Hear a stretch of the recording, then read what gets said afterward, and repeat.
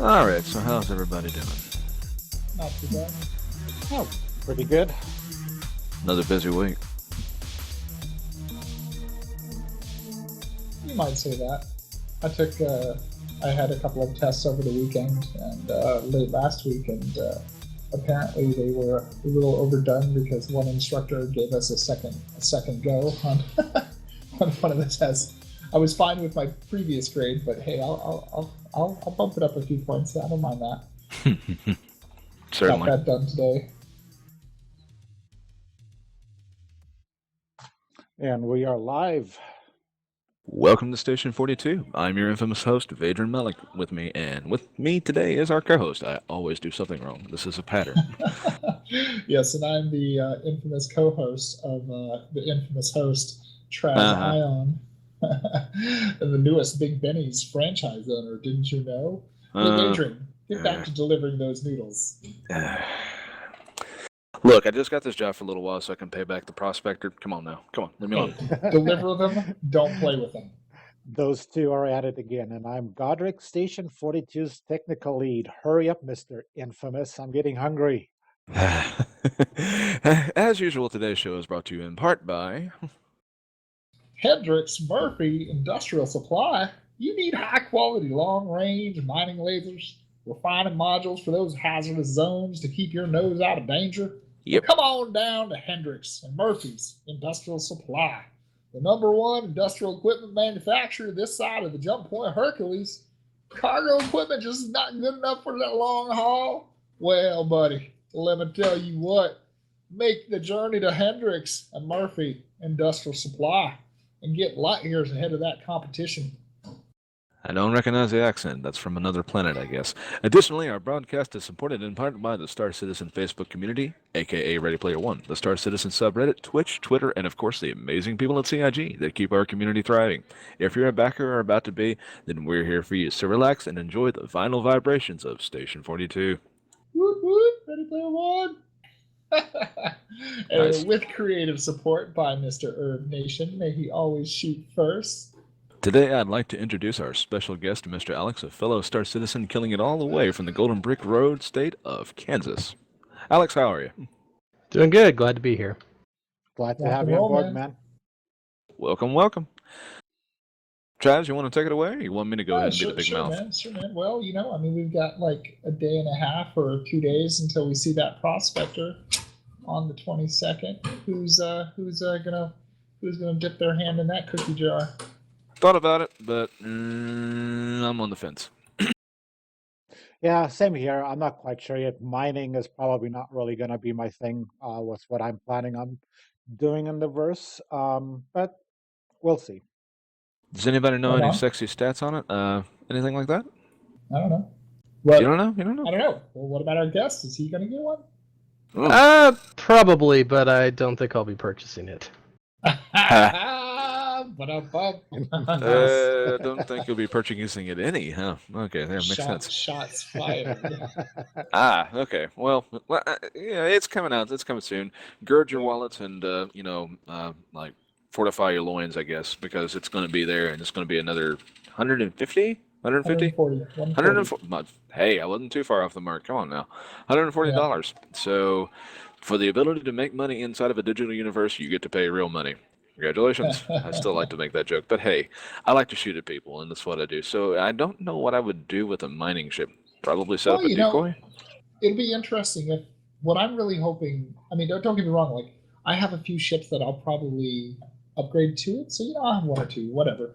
But I think the more exciting part is if they're going to expand on the mining document that they put out before. Because the last time they put out their design document for mining, and it was pretty comprehensive and sounded pretty good. But it would be really interesting to see if, with this ship getting put into the pipeline, if they're going to put out more information, or if even the Q&A that'll come after it will give us more direct answered questions in regards to mining, especially now that they've been putting more thought into it.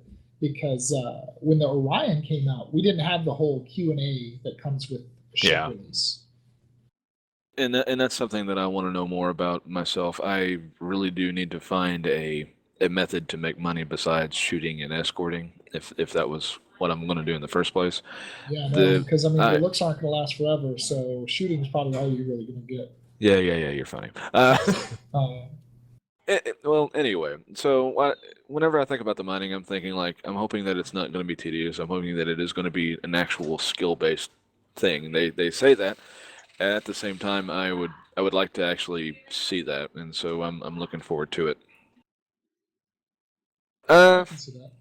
well, $140 is an awful lot to pin down for a what would be considered a possible starter mining ship. I Uh, I don't think it really fits into the starter category. I mean, even with the other starter ships, the second and third wave starters, kind of getting a price bump. yeah, Um, you know, it's $140 ship. It's the size of. It's supposed to be on par with like the freelancer in size. It's not going to be. Yeah, I just don't. I don't think that's going to be a starter. yeah, you're probably right. So what would you like to shoot at, Alex? The prospector. Okay. Sorry, I gotta tease you. Actually, no, I kind of hope the prospector isn't that easy to take down. People need the ability to make money Challenges. and challenges. Yeah. Right. I'll shoot anything. If it flies, it dies is my motto, generally speaking. But I like it. What's the old Warcraft term? If it's red, it's dead. Yeah. What, motherfucker? Horde for the win. No, but the enemy always showed up as red regardless of what side you were on. So you'd get a red halo around you. So all right. So moving on away from the prospector sale, guys, girls, if you're out there and you want to pick one up, it'll be available supposedly on the 22nd. CIG sometimes has fun with their release times. So anything else, we're gonna move away from this topic. So, Alex, PvP, start. Wow. There you go. I think it's No Which pressure. side of No PvP? pressure. right. Well, All obviously, right. Here, let me help you out there. Like, so what kind of background before Star Citizen brought you into the world of PvP? There we go. I got rip rolled in World of Warcraft. Had been a White Hey. Knight, and then got thrown into Wait. Eve and became a Black Knight. So let me guess, you were a dirty paladin. No, actually, I was. Oh, thank you. I never made it past level 60. I was horrible at the time. Okay. I think I had strength gear on my druid. It was terrible. I was bad. I was bad. But I'd always hear "Oh, come help me," and I'd run to help them, and then I'd die. And finally, I realized it was more fun to be the one doing Killing. the shooting. So when I got into Eve, I went full pirate. Nice. Yarmedy. There we go. All Well, right. I mean, pirates got to make money too. I mean, you can be a PvPer without, necessarily being a pirate. But so was it the piracy or was it the player versus player conflict that you liked more? Yep. The player versus player, but also the camaraderie that you got from the smaller groups, which were primarily Yes. pirates and Eve.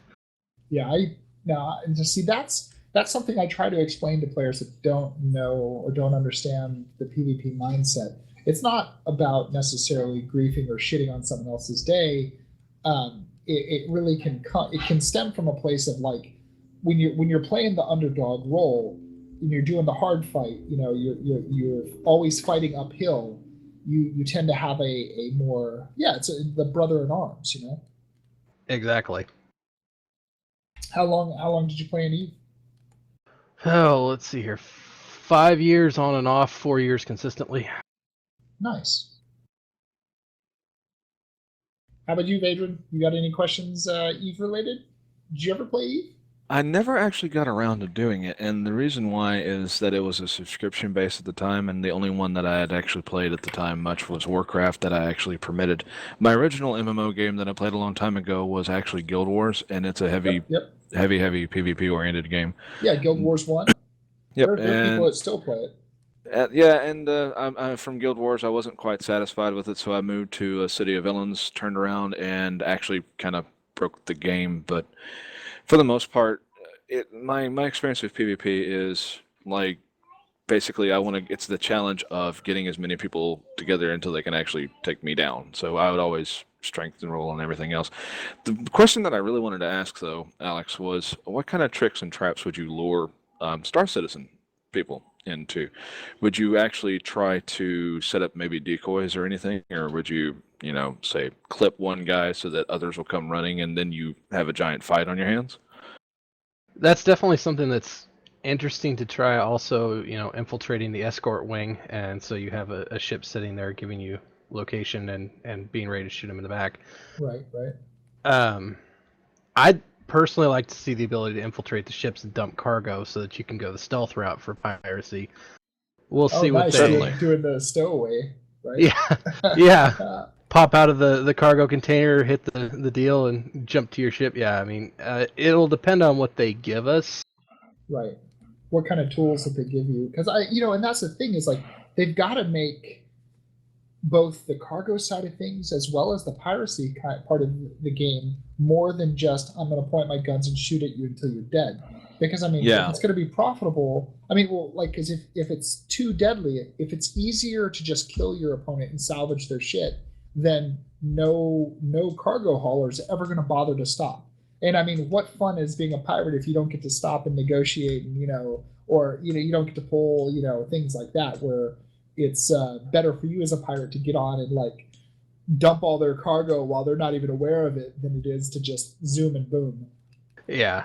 I will say I'm really excited over the prospect of being able to jam the comms and have them think they're going to be able to call for reinforcements and then just laugh and be Right. like, yeah, that's not coming. do you happen to own a Herald? I do not, but several people in I my do. group do. Nice. Yeah, I really like the Herald is an ugly duckling for sure, but I own a few because I think they're going to be pivotal both Yes. on offense and defense. The transport of information is always going to be a core function of any kind of operation, whether it be good, bad, or in between. I was thinking more along the lines of its electronic warfare capability, like jamming, spoofing, the kind of stuff that a pirate would need. I see the Sentinel Vanguard more for that role, the actual Wild Weasel spec. I'm Maybe. hoping that I hope the Connie can be spec'd into that. I kind of see the Connie as a floating be command fun. ship. That would be fun. Yeah, the Constellation would be a great workhorse. It's just a very versatile ship altogether. So, one of my things that I've always tried to do, going back to the traps and tricks, one of my personal things is to go and, like I said, we go and we shoot people and we shoot them up and shoot them up and shoot them up. One of the Eve tactics that was discussed with me a long time ago was basically to shoot the player and fill a ship full of holes and not even really worry about cargo. You basically would look at the ship, you'd have an Excel spreadsheet, and you would say for 25% less of the value of the ship itself, I will let you go for free. So what would you do? Would you be willing to do that kind of exploitation? Basically, you've shot them to ribbons and I'm going to let you live if you give me this much money. If not, then you're dead.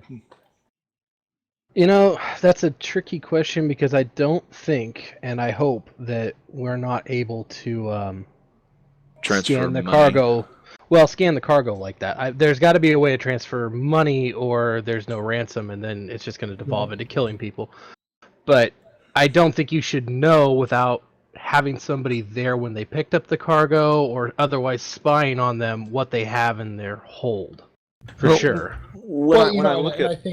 I think just a quick interjection, but I think I agree. Like any gameplay that extends out the experience to be more than just I click a button and I know what you have, And I would hope that things like the Freelancer, because their cargo is internalized, they would have more scan shielding. That was even actually a component of the Freelancer that was built. It's like, oh, we've got really strong shielding for our class, So whereas like maybe the Hull series, their cargo's on the outside, so maybe it's harder to stop, a cargo scan. Well, right. Going to the point though, what I'm suggesting isn't even really cargo. As in one way, I'm one of the pirates that I'm not necessarily a pirate per se. I don't really care about cargo. I'm really honestly after the credits. So if I shoot you to ribbons and say that your ship is worth 10,000 and I offer to let you go for 75,000, or 7,500, then would basically what do you think that would entail? I mean, the whole game is centered around people taking cargo and capturing cargo and somebody else buying the cargo and transporting it to make a profit at a different location. What do you think would be a defense against such a tactic? I honestly think that CIG. I have an answer on my own self, but I want to hear what you have to say about it. Okay, so defense against pay me this much or I blow you out of space. Right, basically. Well, if they don't know what your cargo is worth, you could still end up making a profit if you're running very high value, low density items. Right. Other than that, run fast, run silent, make friends with a larger group that likes PvP, that wants to come in and use you as bait to take them out. Yeah. But for sure, don't go down a route that you know has a pirate on it, because I saw this so much in EVE where, oh, there's been 20 kills in this system? Okay, I'll still jump in there. Oh, dear Lord. You're gonna die. They're looking to roll that random dice. Hey, so on 10 for the chairman, did you hear the part where they talked about, one of the guys asked a question about, can you possibly turn off the lights, in your, say Starfare while you're being breached by, pirate incursion, and use that as a tactic to, and then turn on your own night vision to give you, that competitive edge in combat. And Chris Roberts was like, that's going to be a fucking thing. I'm pretty sure he even said fucking. Would not surprise me. It wouldn't be the first time either.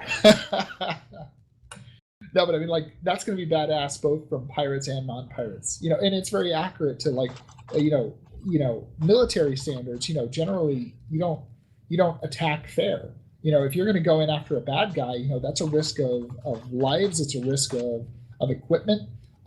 It's an expenditure of fuel and ammunition, and it's a lot of risk. So everything you can do to mitigate risk when you're going on a mission involves, you attack at night when your opponent's sleeping.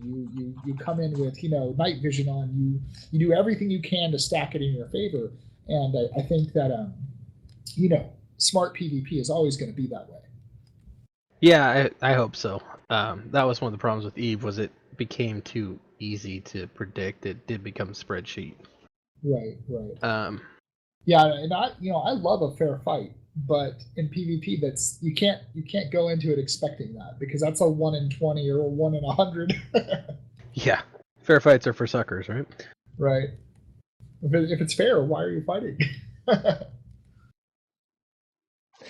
Yeah, I mean, obviously, it makes sense for a pirate to absolutely minimize their risk of engagement, and I've said this before. I mean, it's just common sense, really. Same for police forces, actually, as well. I mean, right. Yeah. I mean, it. On the one hand, it makes a lot more sense for a pirate to give their victim an ultimatum: "Hey, dump your cargo, or we're going to kill you." Because if I concede to fight for the cargo, then I also risk getting my ship blown up, and that goes for both the pirate and the victim. But then on the other hand, do you want to leave any witnesses? So that's the flip side of it. Yeah, good point. I mean, I hope that a whole variety of kinds of situations and kinds of grifts and scams that are in fiction, that are in lore, that are in the context of the game can occur. Everything from, like, what Vadron was talking about, where, like, credits are transferred or I blow you away, to things where it doesn't quite go that way. Like, maybe you're out of range for that data transfer to be wired, so there's no way to confirm it, and you're forced to take hard currency, which means you have to board their ship, which means anything can go wrong. Like, it's as dangerous for both parties, because anybody can be killed. And that's what I was getting to, is basically, and one of the EVE tactics that was discussed with me, and like I said, I never played EVE, but I was told about this tactic. The person would actually shoot at the person's ship, and they would look at the value of the ship, and they would charge them 10% less. Say, if you don't give me this much credit, I'm going to blow you up your ship, and you're going to lose more money than what you would if you just give me some money. And so, in that manner, they would be able to abuse the system. Now, but that's not abusing the system. I think that's in the context of the game. That's brilliant. That's totally in fiction. Yeah, That is yeah, in I game. Well, I agree. well, at the same time, though, we do, the very many aspects of Star Citizen itself rely on the fact that pirates are going to want the cargo. You have to make the You pirate think want the so? cargo. Yes, I I do, don't and the know. reason why is because if I go and I steal your cargo and your cargo happens to be warheads, and you're shipping him to a place that desperately needs him, then all of a sudden there's going to be more quest driven to deliver more warhead shipments. And since a pirate intercepted it, then now all of a sudden there's going to be an escort quest generated to actually go and actually protect the transfer of those Well, munitions.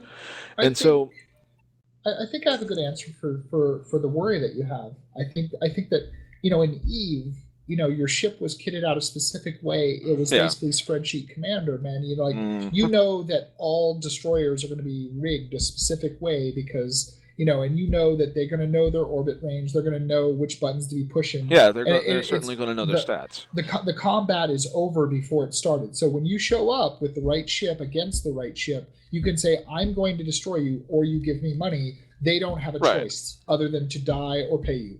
Now in Star Citizen, the skill of the pilot, how did they equip their ship? Maybe that's not going to be immediately apparent. And there are so many more variables that trying to just like, I'm going to destroy you, man. You could be the best pilot on the planet, but if you go up against somebody else who's halfway decent, that may not be In as a easy as that Starfarer. sound. Right? These ships are going to be able to dish out some pain on anyone who's going to try to attack them. Hopefully. Well, but like I said, though, my main concern is to try and prevent such gameplay tactics. So basically, the one solution is that to prevent people from actually, say going up and saying, "Oh, hey, I want to, I'm going to extract X amount of credits from you or you die," to But keep them why? from doing that and to keep, hang on, to keep them from doing that and to keep the pirates wanting the cargo instead, that you have to get the credits directly in front of the player. So that puts you in a different player versus player element. That means that one of you is getting on the other person's ship to transfer Right. the credits, which means you're stupid if you do that because one of you is going to have a shotgun. Or Well, yeah, the other solution, you're talking about driving scenarios via game mechanics. driving the Sure. pirates towards the cargo, absolutely, instead of just asking for the creds directly, Yeah, because when you I think ask for so. that's the point that I'm having difficulty making, or to you have to land on planet to transfer credits because CR did say that there's going to be a fee to transfer credits from one player to the other in the first place, and it's probably going to be based on a percentage. So Well, he'd also gone back and originally they said that wasn't going to be any kind of hard currency, but they've yeah, since rescinded that and said that there will okay, be. So I think that they're starting to look more at that. And I mean, I agree with you that they need to drive the game mechanics so that the pirates should gameplay is want the fun. cargo.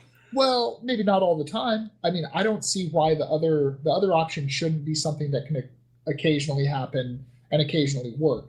I mean, you want it to be a varied environment, but yeah, you're right. I mean, of course they're going to try to drive the game to the more fun mechanics. Otherwise, what the hell's the point of having ships you can board There's if so everybody's just many going to blow them up? there's so many quest mechanics for other players that are driven by the transfer of cargo in and of itself. So basically, to make the missiles, the miners have to go out there and mine up certain ores and elements, and then they have to go and deliver it. Then the people that actually manufacture the missiles need to actually send it to the customer that's wanting the missiles. So you go to where the market is, somewhere in between the missiles get intercepted. There's a pirate that steals it. Then all of a sudden, that generates an escort quest. That generates a bounty quest. It generates so many different little quests hinge on are central to cargo. And so, like I was saying before, just to wrap this up and to finish this topic, unless Alex wants to add to it, is Subtopic. well, to finish it off though, and to put a stake in it, is to say that I don't want to have the credit transfer be like that because I want it to make difficult. I want it to be very difficult to transfer credits without it putting the other players at a great amount of risk, because I can stay in my ship in Eve, and once my Right. Yeah. Yeah. yeah, I can. There's no not as much risk in my mind, and so with that involved, you really want to them to be really ballsy to pull that stunt. Sure. And so that's I don't what know. I'm What thinking. do you think, Alex? You think it's going to go down one way, or you think it'll go down another? I think I like the idea of needing to do the cargo, but if they're gonna do that, then they need to make sure that there's plenty of NPCs out in pirate space that will buy it off of you, because with that rep, it's gonna be hard to get back in, and not everyone's gonna know a smuggler. Yeah. There you go. You know, an interesting thing that they talked about in 10 for the Chairman that made me super happy is they talked about factions.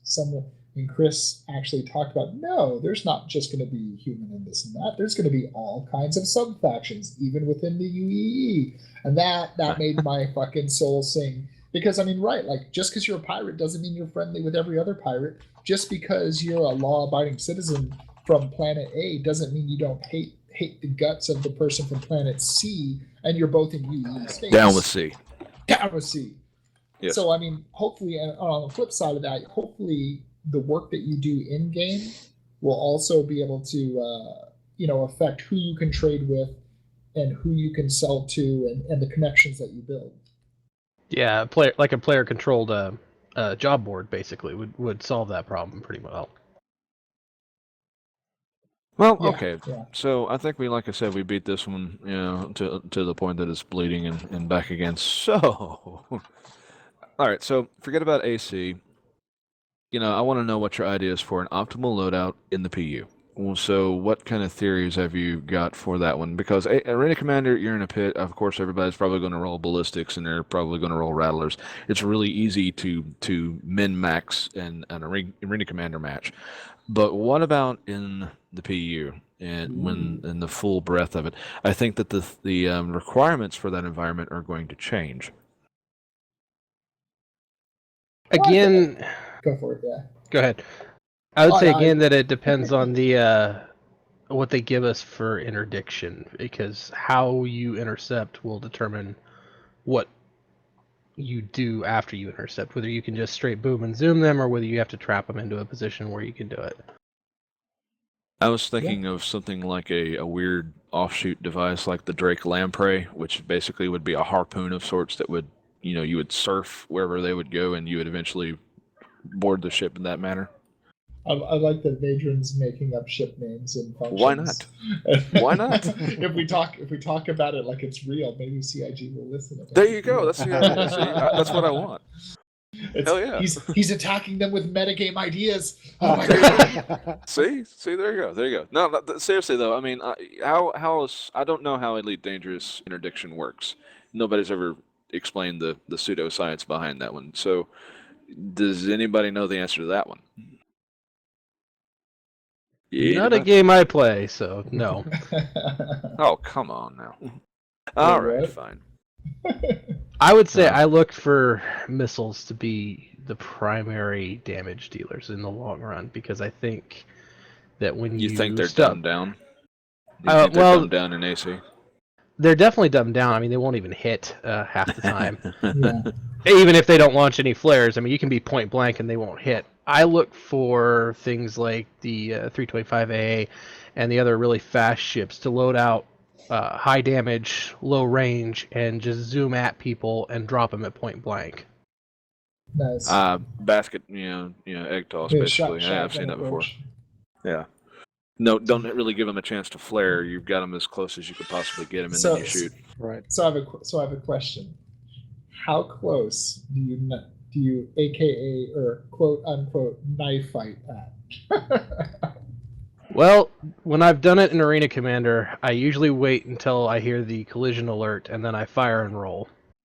Are you talking missiles or are you talking like Missiles. point blank guns? I'm talking guns. Missiles. Oh, guns? Yeah. It kind of depends. Well, I was recently in a discussion. We'll be polite and call it a discussion. No, it was a discussion. But I was on Reddit. We were talking about stuff, and one of the assertions was that like I'm knife fighting at like 100 meters, and I'm like, Jesus fucking Christ, man! Yeah. I'm like, if you can knife fight at 100 meters, like that's really good. I guess I didn't even think that's possible. I usually hang in the 500 to 800 meter range Right, if I right. can. Closer is obviously better, but then you run the risk of getting hit. Yeah, Right. those scythe impacts kind of hurt. Oh, But glade on the bright blades. side, if you've got an EMP, point blank is your friend. Oh yeah, that's true. I flew the warlock for a while in the persistent universe in the PU baby PU for a while until they nerfed its speed, and then now I just cry at night. I was trying to figure out, are they working on it or is it just bugged right now and it's not operable? I haven't been able to use the Warlock's EMP for a long time. What? I have not been able to. You right click, nothing happens. No charging, no boom, no nothing. That's what I've heard from people, that it's not working right now. I was hoping that they were remaking it because I would honestly, I like the idea that they tried to make it interesting, but it's a little bit too difficult to use. I was hoping for more of a nose-mounted weapon and drop the Tiger Strike in favor of the EMP weapon so that I could actually, blast a certain radius in front of me. Huh. Hey, Interesting. well, I mean, it's supposed to be about stopping ships, not killing them. So why do we still have the machine gun? Well, because you've still got to be able to. You want to have choice. It's all about choice. When you click, I'm not so fast on setting up. I know that you can do this separately, but when I click left click, I'm firing all three guns. So yeah, really, really good choice. I'm gonna beat the shit out of you and still hit you with the distortion cannon. So yeah. Well, I mean, right now the distortion cannon only knocks out their systems for a very short period of time. So I mean, you might even look at that as not as something, not as a tool to capture ships the way people originally thought, but look at it more as a combat effect. Like, you might be dogfighting with other fighters and then swoop in next to an Idris, EMP blast, and knock out their bridge, or knock out their sensors, or knock out a couple of their turrets to open up an angle of attack for your bombers, to knock out their shields on one side so your torpedoes can actually breach. Who knows? We haven't seen any of the capital versus fighter gameplay, or even how that's going to balance. I mean, we've talked about it here on the show, but it's hard to know we have yet to see it's it. going to be. Yeah. I've always seen the distortion cannon as a way to peel shields off of ships, so I definitely have an interest in them. But as for I was just hoping that the Warlock that they were actually revamping something about the EMP. Anyway.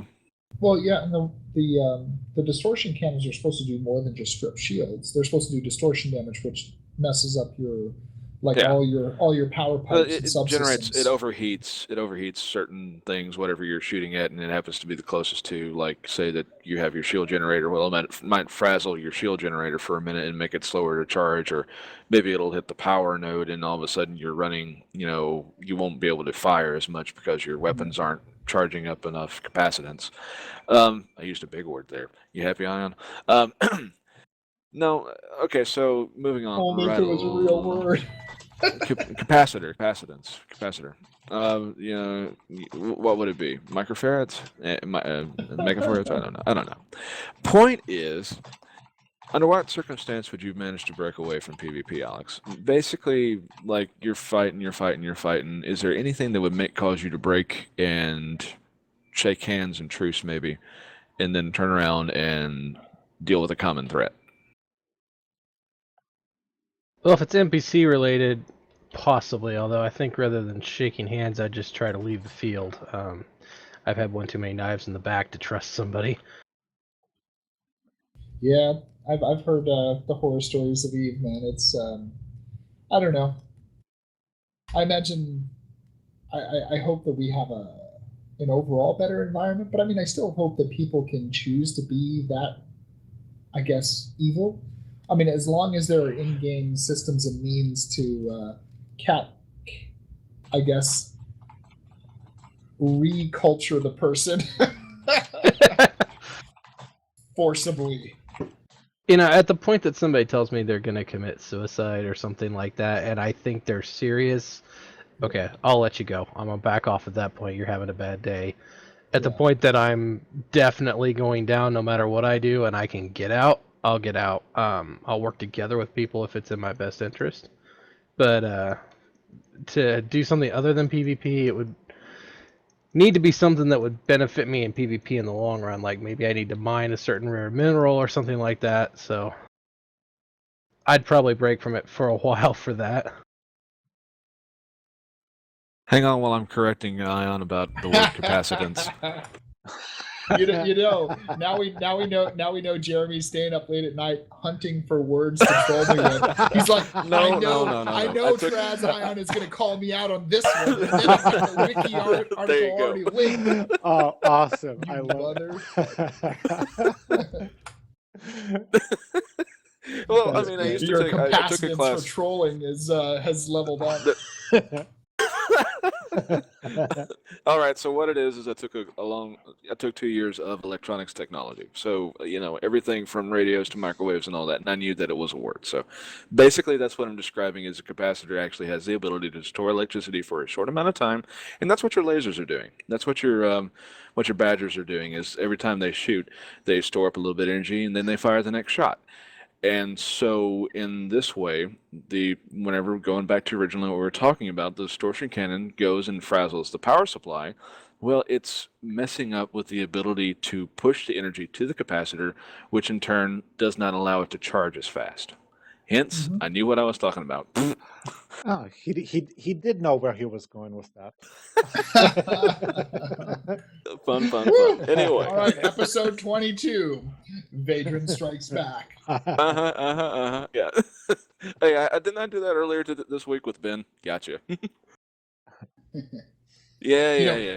An interesting thing I heard related to lasers versus hard ammo in the game is somebody was proposing this idea that lasers traditionally, basically they were talking about how heat is generated, and basically that lasers in our verse should be simulated in the sense that when they initially fire, they do their maximum amount of damage, and then over time, as you continue to fire them, they slowly reduce. Whereas until you overheat and crack the crystal or whatever, whereas like hard ammunition. And and their accuracy should be exact. Whereas, hard ammo, that's where you end up with, damage to the barrel and inaccuracy with, the spread on the whatever. Because right now, you fire your lasers and they do the same damage the whole time, and they actually have a bit of, inaccuracy built into them, which is completely unrealistic. But, whatever.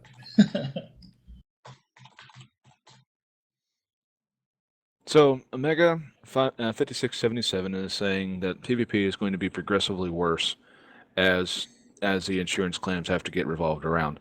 And you're right. As you keep using insurance, as you keep going back to it to rebuild your ships, you're eventually going to get charged a higher and higher fee. One of the questions that I'd like to ask, and in regards to that, is would your ships all be considered under one policy, or when you swap from your 325A to say a Super Hornet, now you can are they going to be considered in separate policies? And so while they're rebuilding your 325A, you can go to your Super Hornet and its insurance is going to be fresh. I actually have the same worry because, he's talking about the 10 for the 10 chairman question that came up where they were talking about progressively, if you take a ship out and you keep getting claims on it, you're going to have progressively harder. Yes. I guess, negative reinforcing feedback. I'm sure it'll come in the form of maybe higher costs. It could be a longer delay on respawn, whatever. Right. We don't know the exact, but we know how it'll feel. Now, I agree. I hope that it's by ship and not by your whole fucking account. Yeah. Because, come on. If you've got 20 ships and, you happen to have your Aurora face wrecked, 4 times in a row, so that now it's, anyway, right. Yeah, I get it.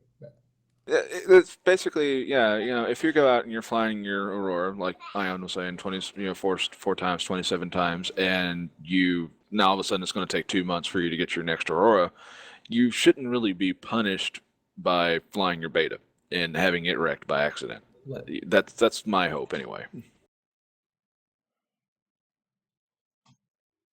But yeah. I don't know. Alex. We don't really know a whole lot about the insurance mechanic yet, but I would say that in the real world, there's both options. So maybe you can get a cheaper insurance by covering a fleet coverage, but you run the Ooh. risk of having longer delays if, somebody borrows one of your ships and gets rolled multiple times. Right. I like that. And that's actually a really good thought. I mean, I hope they consider that. That would be interesting.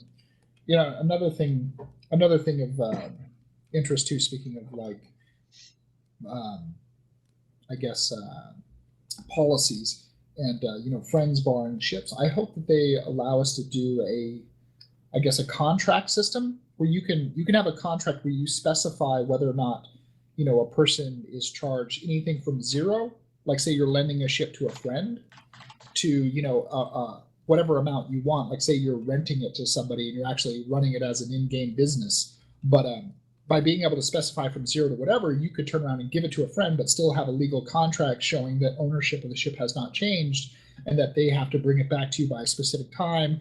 And if they don't, they could choose not to. But if they don't, then you could choose to use that as legal tender for filing a criminal report against them for a bounty, or if you rented the ship and somebody didn't return it, they tried to dodge out with it. So, in reply to Omega 5677, he's asking if the insurance is tied to your ship, what's to prevent you from scrubbing the ship ID as it were a derelict or a start over? And the answer to that is there's very, very few people that can actually change the digital license plate, basically, of the ship. There's not very many people that can change that. And they're there, but you're going to pay a hefty price each time you do it, and it's usually only temporary. So the reason why that function exists is because if a ship was stolen and I wanted to claim ownership of the ship, I can turn around, have the guy basically rehash the VIN number, if you will, and all of a sudden the ship is mine. But I run the risk every time I enter a lawful system of the ship being found out to be phony or a fake, Right. and then I run into different problems. So there's nothing to stop you from scrubbing it except for money, finding the people that can do it, and possibly voiding the insurance policy of the ship itself. Right, because then it turns into fraud. You're trying to defraud the system. So basically, it'd be like trying to get out of an insurance claim or whatever, or trying to get whatever. But then you turn around and your other ship now is basically hot. So if it gets caught, not only have you broken that law, but then you've broken the insurance law. And the insurance laws, I would be really, really worried about the insurance laws because LTI, I understand, can be lost. Yes. So if you do that to a ship and it has LTI, then you might have just completely hosed your entire the LTI benefit. Well, and that could also be. It's possible that kind of criminal activity could be construed as a metagame. You're basically a breach of game rules, not it depends. And another thing is you probably couldn't be a full pirate or a full UEE citizen in order to pull off that kind of stunt. You probably have to be kind of in the neutral, so because you would be under normal UEE coverage, but then you'd have to roll back over into pirate space to find somebody who would do that kind of deal for you. And that might be the kind of thing that's limited to somebody who has really high faction with, some pirate, or criminal side of things, which means you're probably not going to be able to sustain high criminal associations while still being within legal associations as well. But hey, how about those sports teams? Dear Lord. Boy. Okay, so what about area control and denial? Are you going to try and take control of an area, Alex? That's not personally my game. I like small gang PvP, but I know a few groups that I'm associated with that want to try. I think they're in for a bad time, but it'll be interesting. Yeah. Well, I totally missed the question, but I like the answer. Well, the question is area control and denial. Basically, a lot of people would try to control areas in EVE, if I'm not mistaken, and so I was wanting to know if that was going to be any kind of a shtick. I think a lot of people want it, but it comes down to persistence and instancing. Like, because of the Yeah. fidelity of the game, we're stuck with, some crazy hybrid of instancing that will allow people to be concurrently in the same areas, even though, they can only support so many ships. I don't know. I read something that said that that's kind of changed, so Instancing. we just don't know. We just don't know. I think that orgs will be able to actually take control of certain space stations myself, but I do not think that we will be able to actually permanently say hold on to them. What might happen in one instance won't necessarily be true in another instance. So basically, you'd have to stay inside of the space station. You have to have somebody there at a constant to actually maintain control. What about an area tax protection money access fee? That was one of the other things that I was wanting to know. Is basically if you and your group are running around in a certain area, would you actually charge protection money for them to not be bothered by you? Basically, somebody gets to play around in the system that you guys are currently in if they just go ahead and pay you something. That depends on being able to actually back it up, because there's nothing worse than telling somebody, "Oh, sure, come fly in this system," and then not being able to protect them from another group. Yeah. Given the ability to do that, it's absolutely one of the best ways you can make money. But from what I've seen of them, the systems, I don't think that we're going to have quite that ability in this game. But definitely, if I catch you, I might still try it. Whether you choose to pay me or not, well, that's another matter. Would you be willing to band up with an enemy faction to take out a bigger threat? Yes, absolutely. All right, so basically 2 small pirate orgs versus 1 large pirate org or 1 large mercenary org. Yeah, okay, makes sense. See, I don't see how.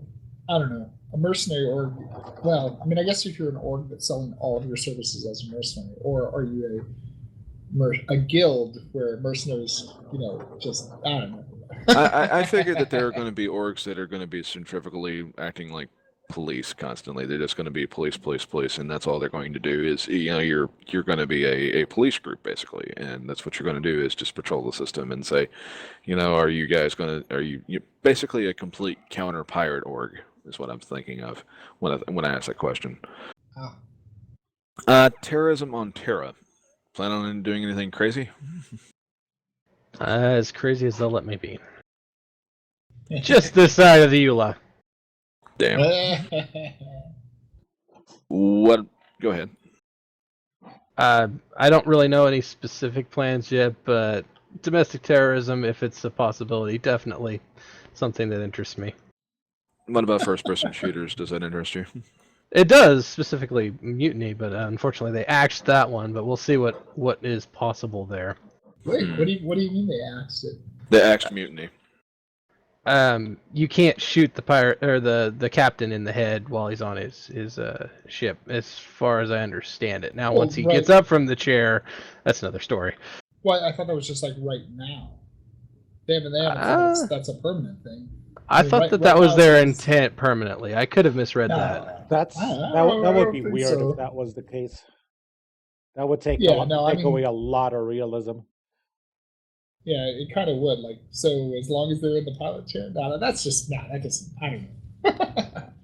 I mean, I know right now the reason that we can't shoot inside of ships has to do with the instance grid or the physics grid, but they're working on keying that up so that you can actually shoot inside ships again. So, or like shoot effectively, where you can actually hurt each other inside the internal physics grids again. Well, if they bring that back, then that's definitely something I'm looking at doing. Yeah, I mean they'll have to add a lot of other controls there too. Like, I mean, obviously you'll have to go along a ship. There'll have to be ways for you. You know what I mean? Like, to make it on both sides. Basically, for every tip, there's a tap. Yeah, as there should be. Otherwise, it's no fun. Yep. So on to the metagame section. Anybody got any opening arguments? Oh. Uh-oh. No, just go ahead. That's a good conversation. Well, I think for starting out, we should talk about definitions. Metagame brings up, knee-jerk reactions in a lot of people, and sometimes rightfully so. I don't know, Alex, you're an EVE player. EVE is notorious for the fact that its developers actually supported metagame tactics, which, you know, in a sense, if a game is going to support metagame, then now that metagame is no longer actually meta. It's part of the game. It's just that most players that didn't play in Eve, metagame meant playing outside the context of the game. So I don't know. What do you think about it? How do you define it? I look at things like social engineering and cognitive hacking primarily when I think of metagaming. Sure. Basically, to me, metagamers are the ones that deconstruct the EULA and go, oh, okay, this is possible, and because it's possible, I'm going to do it. Right. Like, they're looking for ways that aren't in the context of the game universe, but outside of the game to, you know, to give them some advantage or to accomplish or cause an effect. Yeah. But basically, the people that go and give a sniper rifle a grenade radius with a headshot effect, basically. They every time you fire the trigger on the sniper rifle, it's like you chunked a grenade down their head. Well, that gets a little far. I mean, I've seen it. That would be hacking the tools, which, Right. in a sense, because you're using out of game things in order to make the in-game give yourself advantage. Technically, yeah, that would fall under that. Although that would probably be easier to just label as cheating. I mean, I would see metagaming more as kind of what Alex was alluding to, outside of the context of the game. What you were saying with the grenade lobbing, I mean, that's more like, hacking the game itself, whereas metagaming would be more like, Okay. I know I lost my train of thought. Social Well, engineering. Metagaming going to somebody's house and cutting their fucking power lines. Yes. Because, you know, That's they're a in an little- opposing org. Or calling the FBI and saying that, you know, they're a terrorist, and then, you know, your house gets raided because they track down your real life. Yeah. Creating false accounts. And okay, this is going to be the pirate account. I'm going to fund this account from this other account. So my primary person is always going to be protected. So that's what I would consider metagaming. Right.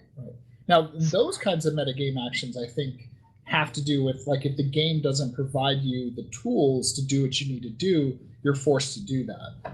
You know, although a lot of times those kinds of actions are used for negative metagaming, they can also be used for positive things too. Well, yeah, of course, but it depends on what you're trying to achieve. I mean, am I playing the legitimate pirate who wants to be able to travel into lawful UEE space without being recognized, or am I being the griefer that just wants to go and wreak havoc? That's not having any profit in game, but you're just sitting there enjoying yourself at ruining the game for others. Yep. Now, see, I know a lot of people say that Eve was full of those people. I personally never encountered that, but I guess the best way I could define metagaming for me would be what happened to Bob in Eve. You know, I mean, they had an overwhelming advantage, and they were taken down not by numbers or gameplay mechanics. They were taken down by somebody who cognitively hacked their one of their directors. Mm-hmm. We've all heard of that story. What's their story for a later day, though, I think. No, I mean, you know, and that sucks. It's basically, you know, people went. They couldn't win in game, so they went outside of game. You know, and I get that you can do that, but it's just shitty. It's like, you know, are we playing this fucking game to play the game, or do I need to drive to your house and put a bullet in your head? You know, I mean, is that what we've come to? Like, is that? I mean, because at what point do you draw at what point do you draw the line? You know, I mean, it's like, you know, I grew up in Hawaii, and I remember there was a point. There was a lot of gang violence there and a lot of racism, and there was a point where, like, I got in a fight with this kid over racism stuff, and you know, my choices were come to school with a fucking 2x4 and break his legs and go all Ender's Game on his ass, and then, you know, probably get thrown in juvenile hall and go to jail, or, you know, be like, okay, we're gonna pull out of school and we're moving away, and I mean, there's we can always escalate, but it's like people forget that just because it's an internet experience doesn't mean that there aren't consequences to action. So I've always seen when people have taken that kind of metagame, like you're talking about the example with Bob, like I think that's too far. And just because that's why I didn't like Eve, is because just because the devs decided they were going to support that because they failed at designing a game that would provide gameplay mechanics and a culture that would make that the less often chosen routes. I think that if their game had been better about managing certain things, that wouldn't have come to be. But it did come to be, and they supported it because that was easy, and they just wanted to say whatever. But then you had people doing things that were atrocious, that were unethical at a human level, and it's like we're playing a game, like So, Well, I mean, for that matter, and this is kind of what brought Alex into our show tonight. Is we were having a conversation on an article that was posted in the Ready Player One group regarding a notorious group in Elite Dangerous, by the name of Smalling.crew. Now,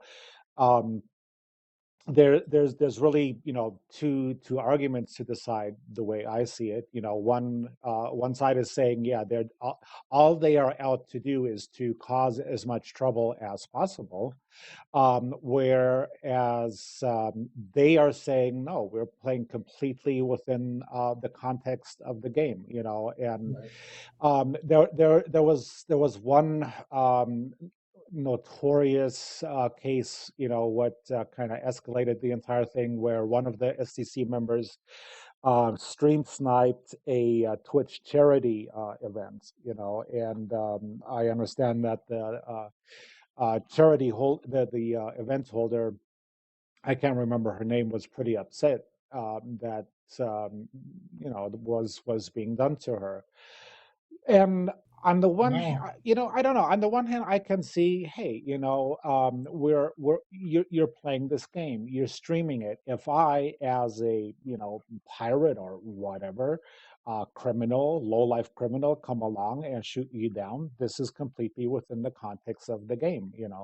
Right. Then on the other hand, I can also see the argument where people are saying, wait a minute, just kind of tone it down. You don't have to appear on someone else's Twitch stream while they're running a charity and shout Allahu Akbar, just to show that you're a terrorist in the game, So, Well, I'll admit that the use of that particular phrase was in poor taste, in my opinion. But to me, when you sign into the game, you read the Right. EULA, and that's your consent. You understand what's in there, and if it's permitted under the EULA, then it should not be against the rules. Now, you can question it, but the thing, and I said this in the deal too, is EULAs are reactionary. They are not pro-action. They're not going to prevent anything. They are going to stop things that have already happened. So, don't go into it thinking that, oh, well, they're going to fix everything and prevent it from happening, because there's people that deconstruct the EULAs to see a challenge, like, for example, going to Seoul and picking somebody off because it's the hardest place to jam somebody. Some Right. people will say that's not okay. Others will say, okay, it's metagaming, getting a group to disband because you can put a spy in their midst. I've been a spy. I was a corp spy in Eve, and it's not an easy job. It's not something that people do just to ruin somebody else's gameplay. It's something that takes dedication and actually requires you Right. to think through what you're doing. Right. See, and the thing is I don't necessarily just like, I agree that like the corpse spy thing, I think that's in the context of the game. And I also agree, like in the case of that stream, like if you're going to do a charity, but you're going to do it in the game, well, you're choosing to take on the challenges of the game. You can't necessarily appeal to someone's better nature. It's not necessarily fair to say, hey, I'm doing a it's charity. a bad place to hold a moral torch. Right. Right. That's like, well, you know, you Mhm. kind of made a poor choice there. Now, but I also agree that the other dude who's, you know, using real world modern, you know, inflammatory, you know, um, you Remarks. know, profiling remarks was pretty fucking shitty. I'm swearing a lot tonight. My See? soldier's coming Well, out. and Uh-oh. and you know, But and my sergeant's talking. No, What you got, Goddard? well, go ahead. and going back to what I was saying before, you know, regarding alternative accounts, you know, in this specific scenario, there, so like Star Citizen will have private servers where people can focus on PvE rather than PvP. Elite Dangerous has servers, and I can't remember the name off the top of my head right now, but there is one pretty big server that private server that has, I don't know, I want to say like 10,000 members who are not interested in PvP.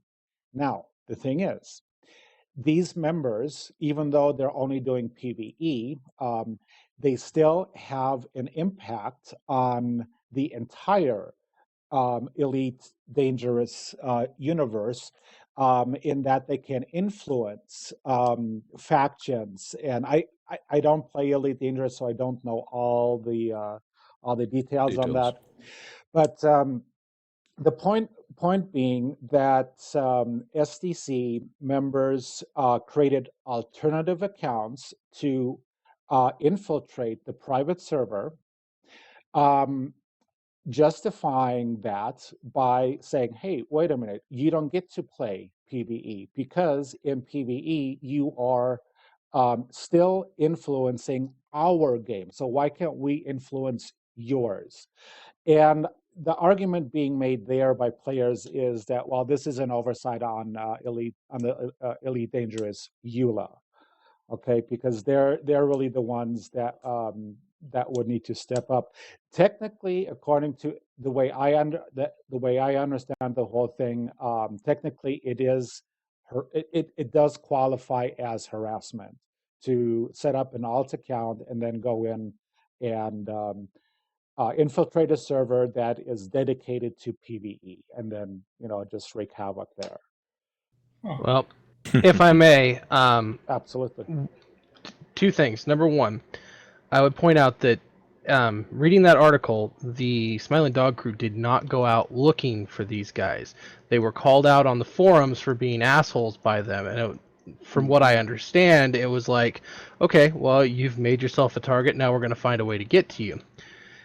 And the part that was against the U law, if I understand correctly, was that after they were kicked the first time, they paid or did something to change their name so that they weren't blocked anymore and got back in. So the initial infiltration was within the U law. It was the second one that was against the Okay. rules, if I understand it correctly. That makes a lot more sense. That makes a lot more sense. But it's and I'm definitely not taking sides here because I understand the arguments that are being made from either side. But it is causing a rift. And that's something that I hope that we don't see in Star Citizen is that kind of rift to open up between um, PvPers and PvEers. I hope that CIG can find a way to prevent that. So let's go ahead, Ion. You got any?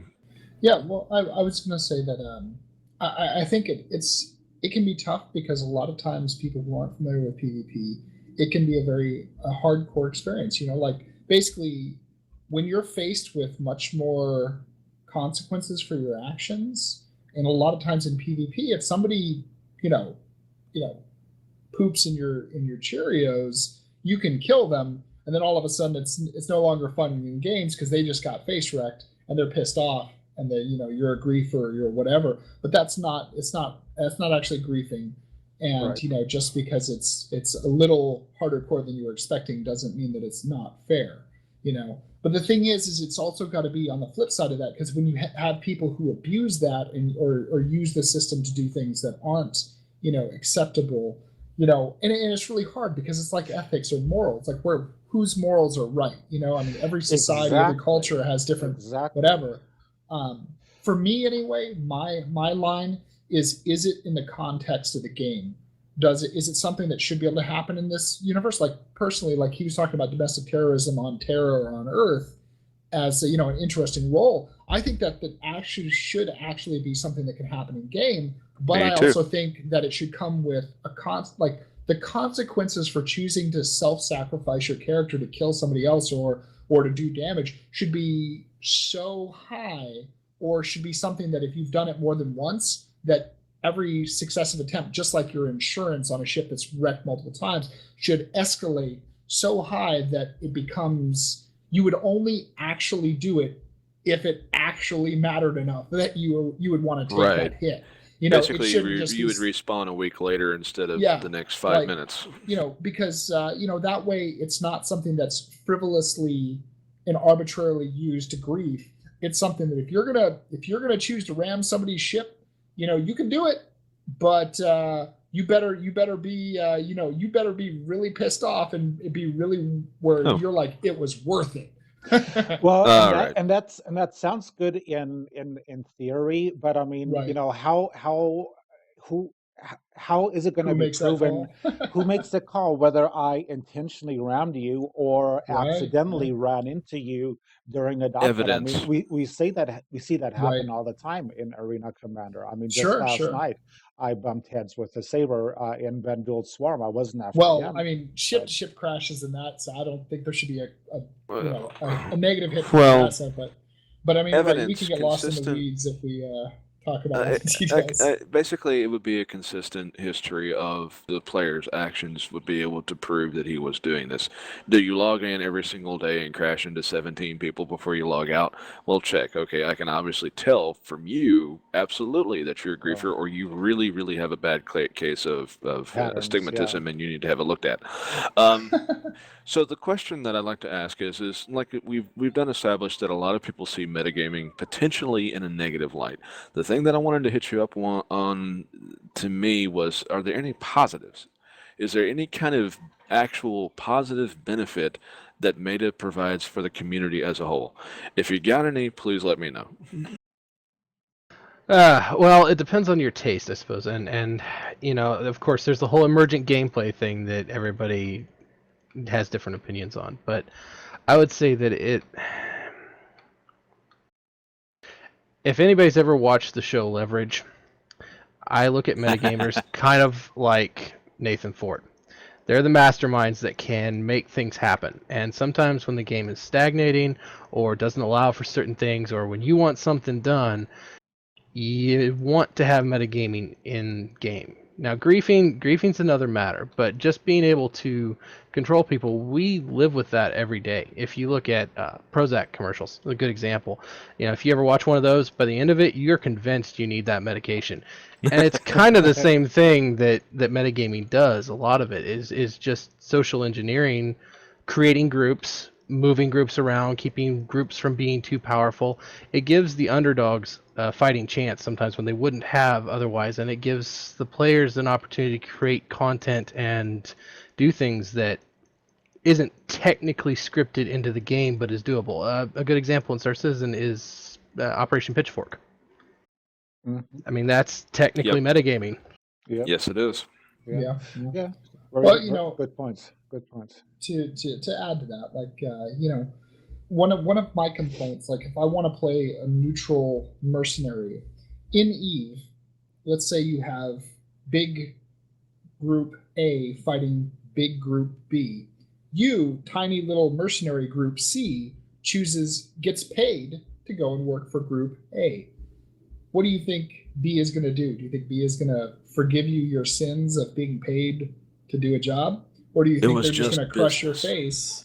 They're going to crush your face, and because you're an easy target compared to their primary enemy. You know what I mean? And that's one of those things that in a game like this, it's hard to actually play that neutral party because you don't have the same like restrictions and cultural things that in the real world. Not that in the real world, if you're a mercenary and you work for somebody, that you wouldn't also make enemies of the other person, but generally there's a little more realism, and because games get a little bit, sometimes things get honed down to just very simple things, you lose out on the ability to actually play like a neutral party. You know, it's like you're either for or against. There's no mid ground. So I see the being able to use the metagame as like the way that you would like say log into a character to do one thing, log out, log into a different character to do something else, so you can be left alone based on actions of the other, as a way of still being able to play the game, have a good experience, and you know, and bypass some of the in-game restrictions that are based on the limitations of games in general as opposed to the real world. So sometimes metagaming can bring you metagame things can let you bypass some of the strictures, I guess. But yeah. Godric, you got anything? Not right at this moment, no. Okay. Well, okay, so we've covered a few of these. What are some of the common strategies employed by meta-minded gamers and individuals? What are some of the things to look out for if I was just a neutral or trying to just keep my windows closed, basically? Recruiting practices are going to be your biggest thing. One of the biggest tools for metagamers is to get somebody inside so they know what's going on with you. There was actually a post on RSI a long time back about metagaming, and it was pretty close to accurate. You know, it talked about denial of area, denial of progress, controlling opinions, and controlling the money is primarily what you're going to see with metagaming. Money specifically in Eve was the big kicker there. You controlled the finances, and you controlled whoever you wanted to. In StarCitizen, I think controlling rare items and stuff like that, and more importantly, controlling the flow of information is going to be the big thing that groups are focusing on. And as far as protecting yourself, if you feel like you're getting played, you probably are. If it feels like there's a puppet master out there, there generally is. Taking a look behind that curtain is always your first and best defense. If you think there's somebody there, check it out. Hey, Ion, we got to talk later. What are some of the common strategies employed? Okay, did that one. How can casual players avoid being harmed by such tactics? Basically, what would be your counter to? How would you really? So you said the recruiting strategies are going to be some of the things that you want to try and focus on. How would I be able to flush a person out? It depends on what tools they give us. In Eve, one of the easiest ways to flush a spy out was to watch chat logs that you got access to with their APIs as a leader. Look at their history. Generally speaking, a spy was good for 1 or 2 attempts at best, and after that they were burned. Hopefully with this game, because we can't just sell our account and start a new one, it'll be a little bit harder, but people that their mic doesn't work, people that can't come on and talk to you, people that have weird random hours, or you notice that they're always on when this other group is on. That's some of the red flags. You start going, okay. Yeah, all about that metadata. So what about one thing that I understand that has happened in Eve is that a lot of casual players were turned off from Eve because of metagaming. Like how the fear of it too. The fear of it alone can sometimes be more damaging, because a lot of times metagaming doesn't necessarily target the regular guy. So right. Yeah, I guess, you know, how do you is there a way to just avoid that, just not go into pirate areas?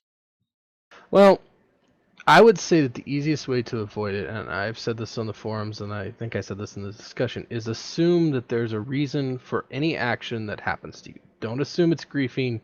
Don't assume it's metagaming. Assume that there is a reason behind the player's action, and try to figure out what that reason is. Yeah. Generally speaking, if you can reason out what they want, you can either give it to them in exchange for whatever you want, or you can avoid whatever tactics they're likely to use to get what they want. Right. What are the circumstances that you would actually want to have a known spy in your org to keep them there? Basically counterintelligence? If you know that they're a spy, you control what information they get. You control the flow of information. A known spy is not a threat. It's the ones that you don't know about that get you. Yep. Yeah, and I would go back to what Dodrick was saying about like metagaming is going to happen as frequently in UEE-sided space as it will in pirate. I mean, in many Yar ways, matey. you can almost trust pirates. You can almost trust pirates more because their purpose is clear. You get these giant super orgs that are like, we're gonna be, we're gonna The be good best. guys, but really they're all trying to undermine each other and a bunch of backstabbing little girls. Yes. Yeah. So I'll take a pirate usually any day of the week. Nice to know you. Nice to know how much you care about me. At least I'm honest. Well, hey, man, like it's funny, but like in my experience, like I grew up playing on a team PvP server, and we were the dark team, and I swear we had way more honorable players and People. less shitty people than the light side. Wow. It was ridiculous. It was deserving of a sociology paper. Wow. But and I Godric, guess you got a question? go for it. Well, I guess my question is, we've pretty much established, okay, there's positive metagaming, there's negative metagaming. Don't assume somebody's a griefer just because he shoots you in the back when you're out exploring peacefully. Where would you draw the line?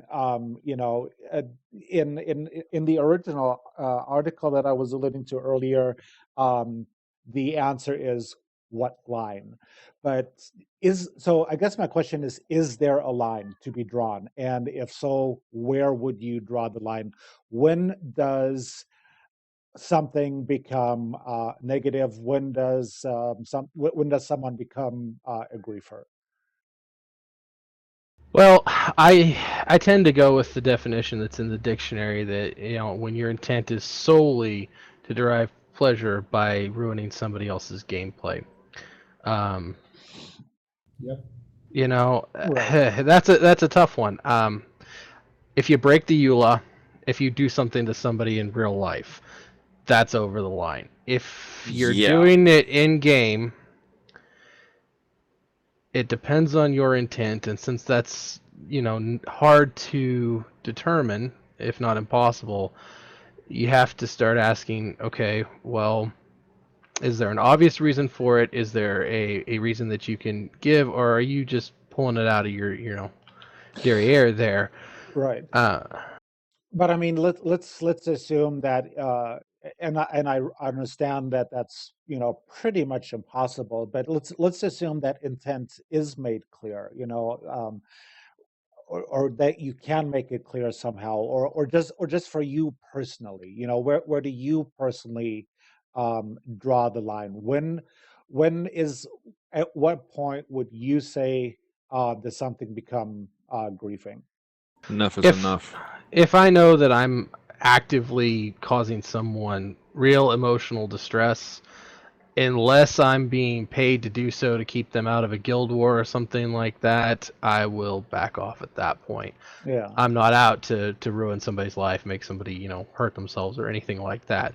Right. I mean, If you and that's the thing is a lot of people assume that because you're a PvPer or because something you did got them pissed off because they lost in-game assets, and somehow it's like we're all players too. It's happened to us as well. It doesn't mean that But I mean, there's definitely a line between being a 13-year-old little shitbag. Hey, now that's who's stereotyping. I'm just, that's fair enough. I know some pretty nice straight shooting 13-year-olds, but if we're talking about the stereotype from the old Call of Duty players, they're like, I'm a I'm just gonna badass. do this so I can teabag Respect your my face. authority. Yeah, I I don't mean, and that's and those are really good points. I mean, obviously, intent is going to be absolutely impossible to prove, then on the flip side of that, I've seen plenty of statements from people, oh, we're going to harvest your tears and your tears will be delicious. Oh I mean, boy. that's to me a pretty clear statement of intent right there. Yeah. Well, yes and I no, like and harvesting their tears though, so it's okay. the reason I say yes and no on that is Yeah. because how many times have we all seen somebody that does something really stupid like jump a purple fit ship into a low sec area that you knew had pirates waiting in it and then Right. cried about it? Yes. If you do something stupid and you cry about it, I'm probably going to provoke you to see how much drama I can get out of you just because it's funny. I had nothing to do with my intent to destroy your gameplay. It's just funny to see what you'll say. Right. Yeah. And it's funny too, and that is people are gonna have to learn how to take that and understand that it is a little more hardcore. And if you're gonna play at the adult table, you got to play like an adult. If you're gonna be a child about it, you're probably gonna get ridiculed. And I don't necessarily have sympathy for those that cry and whine because like you're saying, you lose your shit, and you were doing something you shouldn't have done. So yeah. So how would a person actually get into the meta field if they actually had an interest in the subject? There's several ways. It depends on what part of it. It's basically chess with people. If you're interested in PR, interested in stuff like that, interested in espionage, there are groups out there that are recruiting. There's 2 or 3 that I know of that are pretty heavily recruiting spies in SC. There's a lot of PR groups. It depends on how you want to go about influencing things. Okay, got a few. Getting Give me in an example. Getting in at espionage is probably the easiest way, although it does require a lot of time commitment. Going undercover in a group and reporting their actions, it gives you a good feel for it. It gets you a feel for reading people, understanding what their pressure points are, how they react to certain situations. You learn to anticipate certain behaviors and provoke them. The larger stuff, you really kind of need to have a baseline before you go into it because you blow your cover really easy and then it doesn't go where you want it to go and it turns into something that's not fun. Got any interesting... Well, go ahead. Finish, if you will. If you want. Economic control, I think a lot of people do it and they don't even realize they're doing it. Burn Jita was a good example of that. That was entirely done to drive the prices on ships up so that the people that were making them could make more money. Yeah, entry where you're comfortable. If you're comfortable being a spy and reporting back to somebody, understanding that betrayal is going to be a part of your life once you get into the metagame, because that you're setting somebody up for something. So know what you're getting into, and then just find what area of it interests you the most. You heard it first, folks. Sorry, I had to throw that one in there. Any closing comments on that particular question? I'm curious to see what Ian says on this one. What? Exactly. All right, and that's the quickest answer I've ever heard in my life. And more moving on. No, I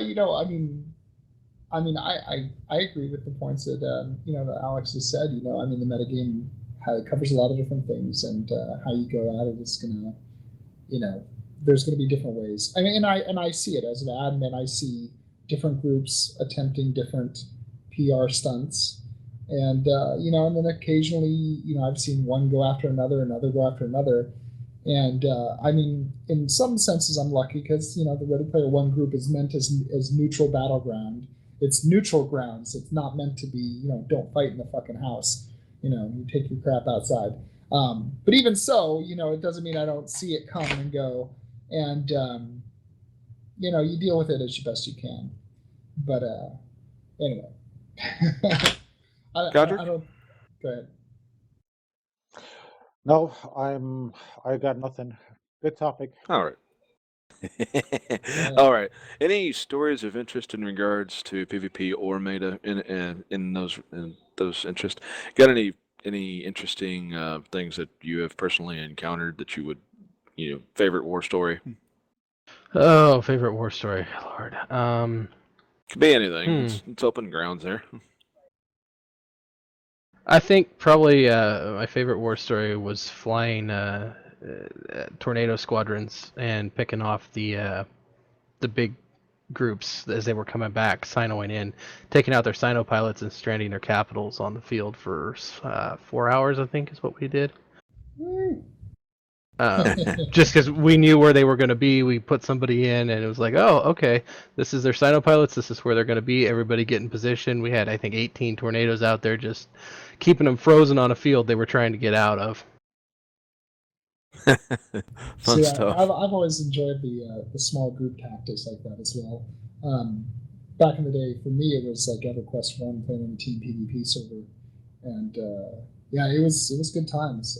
I've always liked it was always time on target. I think for us, the most important things were because you were competing against other orgs that might be, or guilds that might be, better equipped, more levels, more alternate experience points because they were all cross-teamed and had that advantage of more available hunting grounds. So we always had to be Johnny on the spot. So we'd have scouts out, looking for, targets of opportunity for raids. We'd be tracking timers, and when something popped, you had to be able to mobilize 100 plus people in chat. And this is before voice chat, to get on target within 10-15 minute window, and then you're having to fight other guilds as they try to get through. So you get to mobilize to do different choke points and deal with different kinds of attacks, and all while setting up your raid and rolling forward. So it's kind of a blend of PvE and PvP.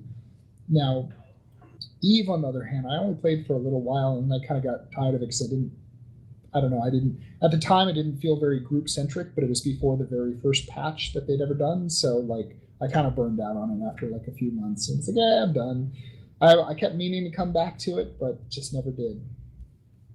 Okay, well, let's go ahead and take it a little bit away from the PvP meta side of it. What do your family and friends feel about Star Citizen? Got any people that are wanting to play with you in real life? Best buds. I've got a group of people that I run with that, yeah, are friends. Family, not so much. Okay. Okay. How did you get into Star Citizen? Actually, I had a friend that played Eve that mentioned he was looking at it, and I took a look and went, "Oh, I can actually sit in my ship. I'm sold." Nice. Yeah, I know, Amen. right? I know it's What- like when I first started playing Eve, like I was like, how do you fly the ship? I mean, I get it that you can click on waypoints, but I mean, is there not some way to fly the ship? And I was so disappointed. Okay, so what do you think about the progress SC has made so far? I'm cautiously optimistic. There's still a long way to go, but seeing the stuff that's out, I'm hoping they don't make the pitfall of listening to too many voices and ending up Yes. scrambling the eggs. I agree. Like, it's like it's not never designed by committee. Like, it's fine to involve the community for like ideas and some input on certain things, but I just hope fucking CR makes the game that he wants to make. Fucking Yeah, I know, man. The Soldier's coming out tonight. I am so sorry, guys. shit, man. It's interesting to see the development process, for somebody that I was never in the gaming industry. I had a Right. vague notion of it, but to actually see it, it's cool. But I think it also opens them up to attacks that they Yes. wouldn't face otherwise, and I just hope that doesn't wear them down over time. Right. Back to that whole social engineering, you get all that going their way too. Oh, boy. Fortunately, the metagroups that I know of are good at what they do, and they're very committed to seeing it launch. So I think we're Good. safe there. Good. It is funny though. I've seen some attempts at targeted attacks against it, but whatever. It's held up so far. So what about any other favorite titles besides like coming from Eve and then Well, let's see. I'm a fan of the. This isn't really MMO, but Skyrim and the other genres there. Although I did not like their MMO version. Oh yeah, no, I was kind of disappointed. I got to play in the beta for that, and I was like, I don't know. I've gotten so tired of like the level up, the artificial time I've waster gotten of the better now that leveling I'm at this mechanics. level. Yeah, that does get old. There's a few good console ones that are out. I actually was unfortunately a console kiddie for several years, No, just nothing wrong coming with back to PC gaming. So that.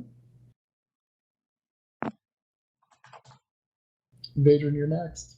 Yeah. I'm trolling with Godric right here. I see that. All right, we'll take off the Anyway, bondage and ask your next question. okay, yeah. Okay. Anyway, how did you cut your gaming teeth? What was your? My first system was a Tandy. I played Gunship. I did have a console, but we don't talk about those days. Um, ColecoVision. no. I played Gunship. I played King Quest. I played Star Quest. Actually, I want to say it was Star Quest. Um, did you? How did you get into gaming in general? I started with the N64 and just some friends hooking up, 4 at a time. My first real MMO would have been, I think it was WoW actually, the first true MMO that I played. Unfortunately, I've I've dabbled in several others, and then Eve was my first time going hardcore into it, being more than a casual. Yeah. Okay. Well, Uh, okay. So, Ion? I know. I was just thinking, like, I played WoW for a little while, but it was funny because I didn't. I came from playing hardcore, so when I came to WoW, I played it completely as casual as I possibly could, and then I dropped it for like a year, and then I came back and they had instituted the mandatory experience in PvP arenas, and my little PvP character that I had locked at level 19 leveled up, and then I was like, well, god damn it. So then I went ahead and powered through in like 2 months, leveled up to like max level, got to where my gear score was only 2 pieces of hard mode shy of being maxed. And then I was like, okay, I've won the game. I'm leaving before they release their next expansion. So Yes. Thank never you. played it again. There you go. I want it. But that's the only way you can really beat that game. Well, guys, we're getting close to the end of the show. So if you're ready, we'll go ahead and kick off the final 5 questions for the player. Alex, are you ready for some rapid fire? Go ahead. Action. Ion wants me to say action. What? See, there you go. Keyboard and mouse or HOTAS? HOTAS. Yes. Favorite flyable ship? I'm really partial to the Connie, but I love the 325 as well. Favorite feature ship? Ooh, that's a tough one. Any pirate ship, anything that I can kill people with. My man. Caterpillar? That seems more like a transport ship, but if it turns into an actual combat ship more than I think it's going to, then yes. Ballistics or energy weapons? Maybe something else.